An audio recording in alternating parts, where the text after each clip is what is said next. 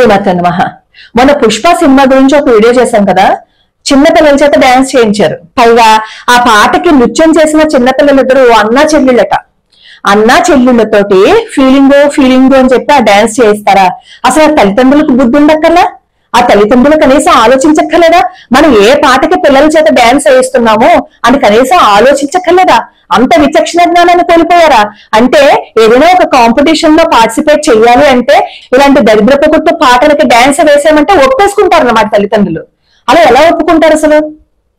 అదే పరమ నికృష్టంగా ఉంది అంటే ఇంకా చాలా సినిమాల్లో ఇలాంటి డాన్సులే వస్తున్నాయి. ఈ మధ్య డాన్స్ షోస్ లో ఎంతమంది దరిద్రంగా వస్త్రధారణ వేసుకుంటున్నారో కనీసం సిగ్గు అనిపించటం లేదా?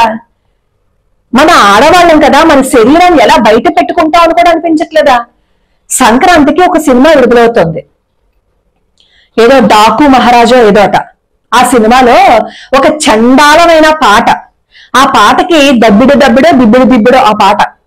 ఆ పాటకి అతను ఆ దబ్బిడి అంటుంటే ఎలా కొడుతున్నాడో చూడండి, మీకు ఫోటో పెడతాను. చూసారా? ఆ పిల్ల బట్టలు చూసారా? ఆ బట్టలు వేసుకుని సినిమాల్లో నటిస్తున్నారు. ఆ హీరో ఎవరైతే ఉన్నారో ఆ వ్యక్తి మొన్న ఎలక్షన్స్ లో కూడా నించోవాలని అనుకున్నారు కదా. అంటే ఏం మెసేజ్ ఇవ్వాలని చెప్పి ఎలక్షన్స్ లో ఆయన నించోవాలని అనుకున్నారు? మనం ఏదైనా ఒక పని చేస్తున్నాం అంటే సంస్కారవంతంగా ఉండాలి. ఏదో 4 డబ్బుల కోసం అత్యంత అసహ్యకరంగా మన వయస్సుకు మించి పనులు చేయకూడదు కదా. అంత అసహ్యంగానా ఆ పాటకి డాన్స్ చేస్తుంటే అలా కొడతారా దరిద్రం? మన ఇంట్లో కూడా ఆడపిల్లలు ఉంటారు కదా, అలాగేనా మనం కూడా చేస్తాం? అయితే మన ఇంట్లో ఆడపిల్లలు ఒకరు, బయట ఆడపిల్లలు ఒకరుగా మనం ప్రవర్తిస్తామా? అంత దరిద్రంగా వాళ్ళు చేస్తుంటే ఆ సినిమా చూసిన పిల్లలు చెడిపోరా? ఈ మధ్య కాలంలో ఏ సినిమా అయినా సరే కుటుంబం అంతా కూర్చుని కలిసి చూడడానికి వీలుంటుందా? మరి థియేటర్లకు రావట్లేదు అంటే ఎలా వస్తారు థియేటర్లకి? మంచి సినిమాలతో పాటుగా ఈ దరిద్రకొట్టు సినిమాలు తీస్తుంటే ఏ సినిమాలో ఎక్కడ ఏముందో ఎవరికి తెలియటం లేదు. ఆ థియేటర్ లో కూర్చుని మొహం మూసుకునే కంటే కూడా ఈ ఇంట్లో కూర్చుని ఈ నెట్ఫ్లిక్స్ లోను వాటిల్లోనూ చూసేసుకుంటున్నారు సినిమాలు. ఆ నెట్ఫ్లిక్స్ ఓటీటీలో మాత్రం పరమ దరిద్రమైన సినిమాలు రావట్లేదా? ఇంకెప్పుడు మనం మారుతాం? ఇంకెప్పుడు మనం గొంతు ఎత్తి మాట్లాడతాం? ఏదో ఎక్కడో సైట్లు ఉన్నాయి, ఆ సైట్లలో పోయి పిల్లలు చూస్తున్నారు, పాడైపోతున్నారు అంటారు. ఆ సైట్ల వరకు చూడవలసిన అవసరం లేదు కదా. అలాంటి బుడ్డలు వేసుకుని పాటలు పాడుతుంటే పిల్లలు చెడిపోరా?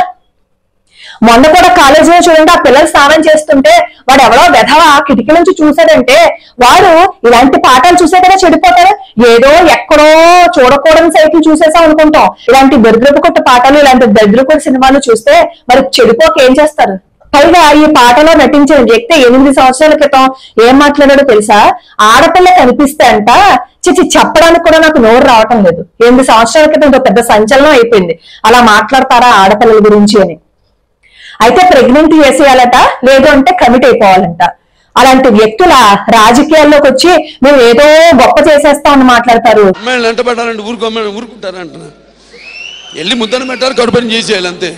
అంత అసహ్యంగా ఆడపిల్ల గురించి మాట్లాడచ్చా? అంత అసహ్యంగా ఆడపిల్లల గురించి వాళ్ళ మనసులో ఉంది కాబట్టే ఇలాంటి పాటలకి స్టెప్పులు వేయటము, ఇలాంటి పాటలను కొరియోగ్రఫీ చేయించుకోవటము. ఆ డాన్స్ మాస్టర్ కింద కనీసం బుద్ధి జ్ఞానం ఉండక్కర్లేదా? ఆడపిల్ల మీద అలాంటి కొరియోగ్రఫీ డాన్స్ చేయిస్తారా? కొంపల్లో ఎవరికి ఆడపిల్లలు లేరా? ఆడపిల్లని అంత దిగజార్చేసి చూపిస్తారా? ఎవరు అడగక ఎవరు మాట్లాడకుండా ఉన్నారే కాబట్టే కదా ఇష్టం వచ్చినట్టు కొరియోగ్రఫీ చేసేస్తున్నారు. పైగా సంక్రాంతికి విడుదల చేస్తారట. సిగ్గు సరం ఉండద్దా? చిచి, ఎంత దిగజారిపోతున్నారంటే డబ్బులకి కనీసం మనకి ఆత్మాభిమానం కూడా లేదు. డబ్బులు వస్తే చాలు, డబ్బుల కోసం ఏదైనా చేసేస్తారనమాట. డబ్బుల కోసం ఆడపిల్లని ఏ విధంగా అయినా చూపించేస్తారనమాట. ఆడపిల్ల కనిపిస్తే అప్పుడు అతను అన్నట్టుగా ఆ 2 తప్ప ఇంకోటి ఏం మీకు అనిపించట్లేదా? శుభ్రంగా ఆ పిల్ల చేత అలాంటి డాన్స్ వేసే బదులు హాయిగా ఏ భరతనాట్యం వేయించచ్చు కదా. ఇప్పుడు భరతనాట్యం కూడా చూసేవాళ్ళు చాలా మంది ఉన్నారు కదా. అదేదో సినిమా ఉంది కదా, నాట్యం సినిమా. ఆ నాట్యం సినిమాలో అమ్మాయి చూడండి ఎంత అద్భుతంగా డాన్స్ చేసిందో. అది కదా కొరియోగ్రఫీ అంటే. ఎంత దిగజారిపోతున్నారో. సిగ్గు సరం వాళ్ళకు ఉండట్లేదు. మనకైనా సిగ్గు సరం ఉంటే ఇలాంటి వాటిని మనం ఎంకరేజ్ చేయకూడదు. లోకా సమస్త సుఖినో భవంతు, సర్వే జనా సుఖినో భవంతు.